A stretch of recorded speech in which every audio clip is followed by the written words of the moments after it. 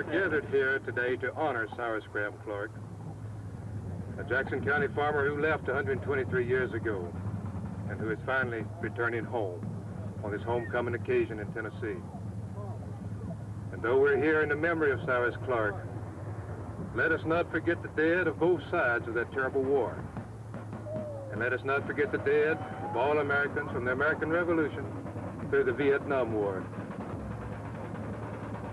As we have with us today the three living grandchildren, Hobart Clark, Lucille Clark Weems, and Jeannie Clark.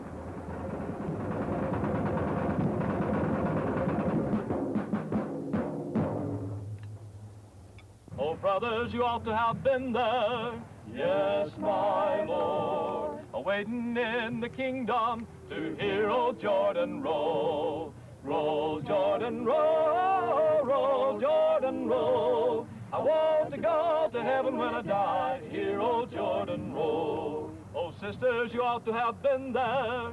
Yes, my Lord, awaiting in the kingdom to hear old Jordan roll. Roll, Jordan, roll, roll, Jordan, roll. I want to go to heaven when I die, hear old Jordan roll.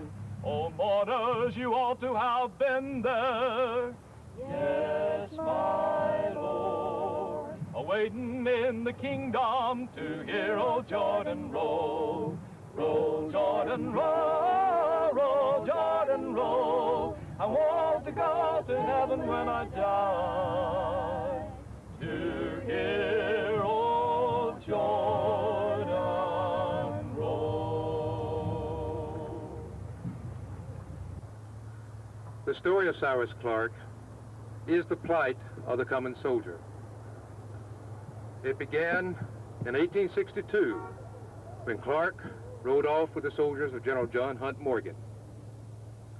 He left behind 4 children, Smith, Adeline, Willis, and Bailey, and his beloved wife Jane, who was pregnant with their 5th child, Elizabeth, who would be born on May the 28th, 1863.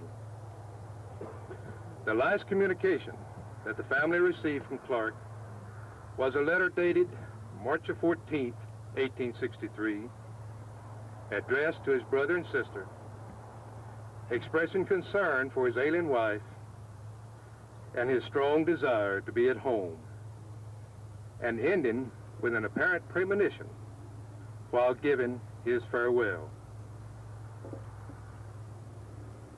May I read that letter to you now?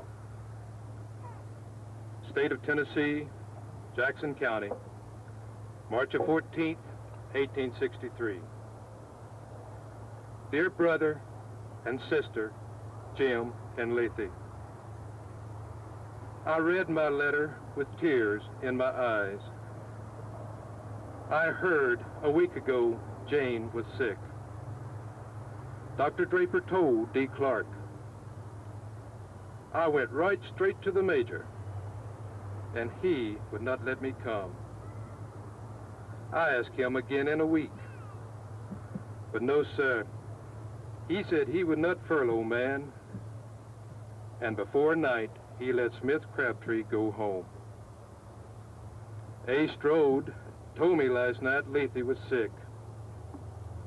We're moving up the river, and I deem it necessary to ask for a furlough now. I would give the world to be at home and with you all as I have been. It is too tedious to write all of my travels. I went to Salani with all of our boys expecting a fight. I was scared some, but hoped I would come out alive. Jane, all I can say or do is for you to do the best you can, and I will do the same. I would like to read a few lines from you every day if I could. I don't know when I will be at home, whether ever or not. Farewell, Jim and Lethe, and all of your children. Jane, my honey, and Smith, and Adeline, and Willis and Bailey. May God bless you all is my prayer. I may never see you again. Do the best you can. And Jack and Babe and Beck and Tom and Marth, I want to see you all. God bless you all. Write to me when you can.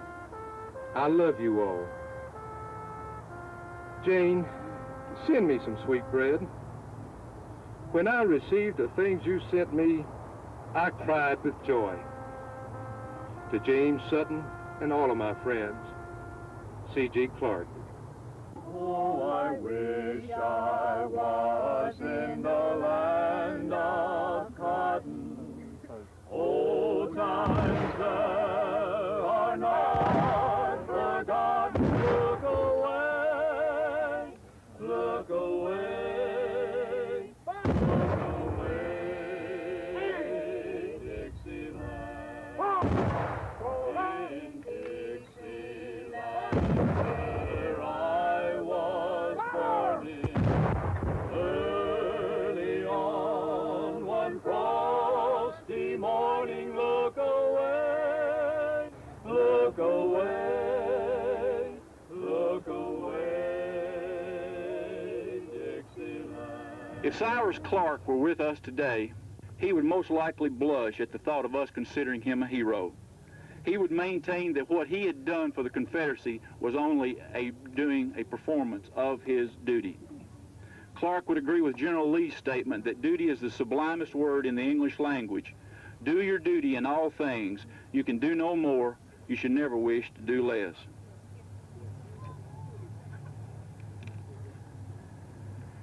As we gather here this afternoon and look at the remains of Cyrus Clark, the words of Edward Ward Carmack seem most fit as we close this part. The South is a land that has known sorrow. It is a land that has broken the ashen crust and moistened it with tears. A land scarred and riven by plowshares of war and billowed with the graves of her dead.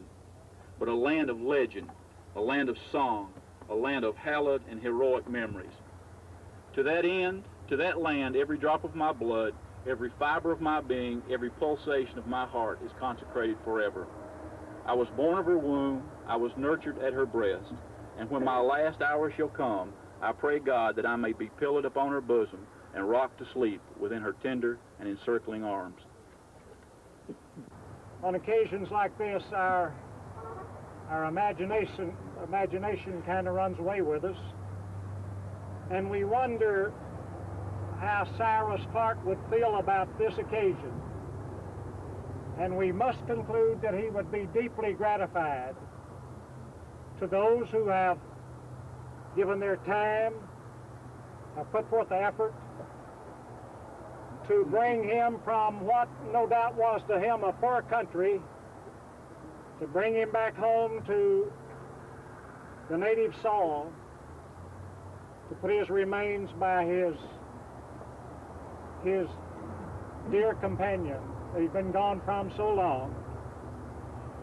And two, he would be grateful today if he knew his descendants, the people who are numerous in this area, who have had an intricate part in our society in Jackson County, in the state of Tennessee, and further than that even. He would be proud of them, just as we are, those of us who know these people are proud of them and proud to be associated with them. And we're happy they're here today to commemorate this great memorial service.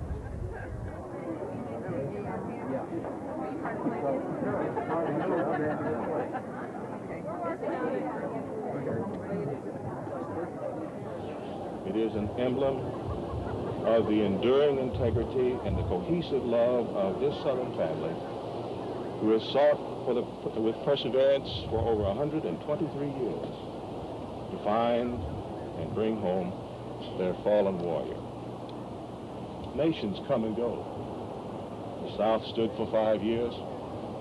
The federal government has reigned for more than 200. But history teaches us that even one day this may pass away and fall. Families are a different story. Families survive, and they stand, and we stand, in the midst of that testimony today.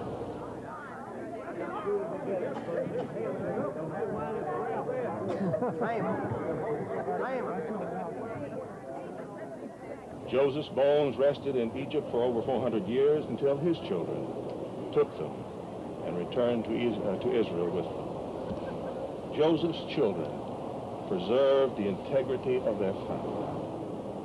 And this virtue is the bedrock, foundation of Southern families in general. We care for our ancestors.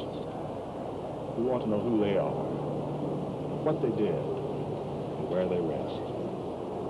This is our history and our heritage, which we, in time, will also take to our earthly couch. And then our descendants will bear witness to us as we are then their history.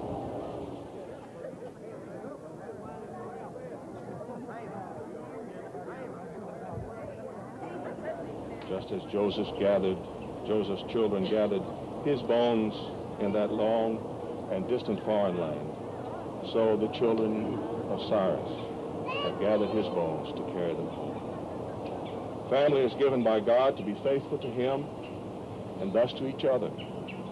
God loves us in families and grants us companionship throughout eternity.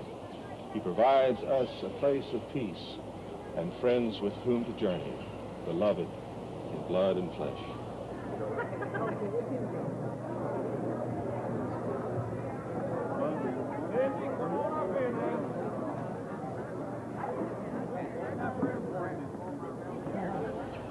This family has continued its vigilance. Cyrus's great-grandson fell in World War I in Europe and was brought home. And I learned this day that a great-great-grandson fell in World War II and likewise was returned to his native soil in Tennessee. We compliment this noble Southern family.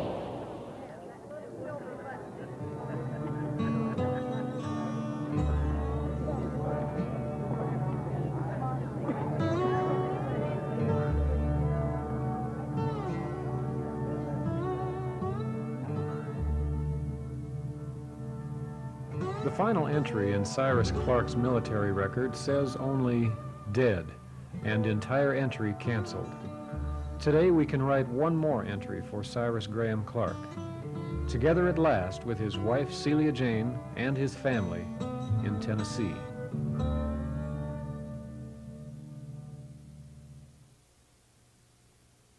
We're tenting tonight on the old campground. Give us a song to cheer our weary hearts, a song of home and friends we love so dear. Many are the hearts that